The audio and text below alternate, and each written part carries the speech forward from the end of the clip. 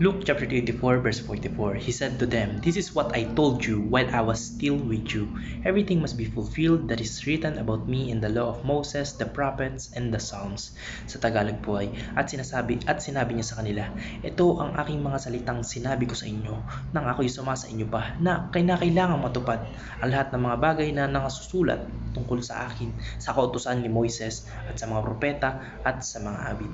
Magandang araw, medyo maingay po yung ating background dahil nasa labas po tayo ng apartment ngayon dahil marami po tulog na sa loob kaya bawal natin silang abalahin at magingay na bawal na magingay sa loob kaya please bear with us, please bear with me kasi nga po medyo magiging maingay yung ating surrounding dahil sa mga motor, yung mga tao, etc.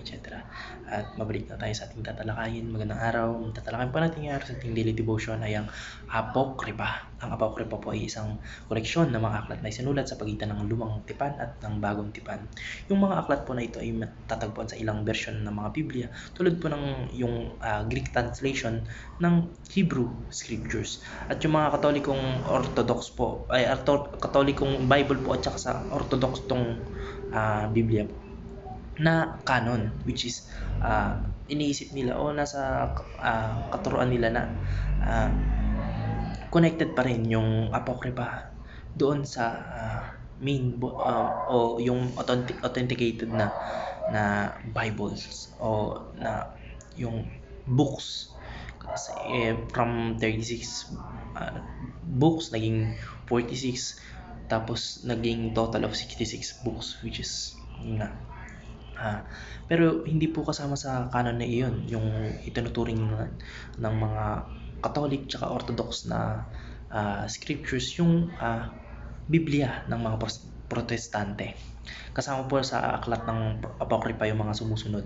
Yung Tobit, Judith, Wisdom Solomon, Sirach, yung Ecclesiasticus, yung Baruch, yung 1st and 2nd Maccabees, yung addition to Esther, yun po yung mga dagdag na bahagi ng aklat ni Esther.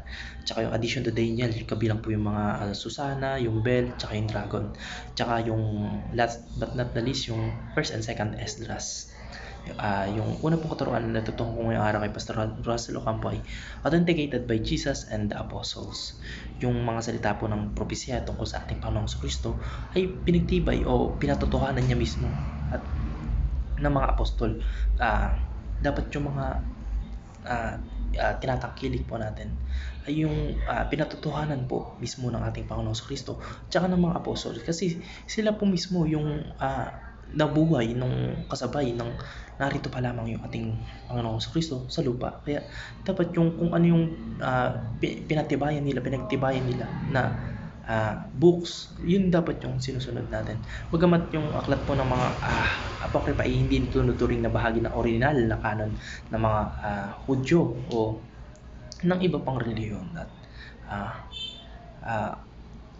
kasama na po yung katuruan ng ating pastor na si Pastor Russell Ocampo.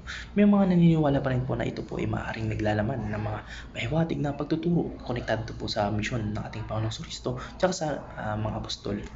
Kaya marami pong itinuturing na authenticated o pinagtibay sa pananaw ng ilang mga tao po o ilang mga relihiyon. Ang ibig sabihin po ng authenticated ay yung pagkakaroon na ng credibility at authority mula sa sinabi ng ating Panginoong Kristo ng mga apostol at saka ng mga apostol sa kasulatan na pinagtibay rin nila at itinuring na mahalaga para sa ating mga Kristiyano.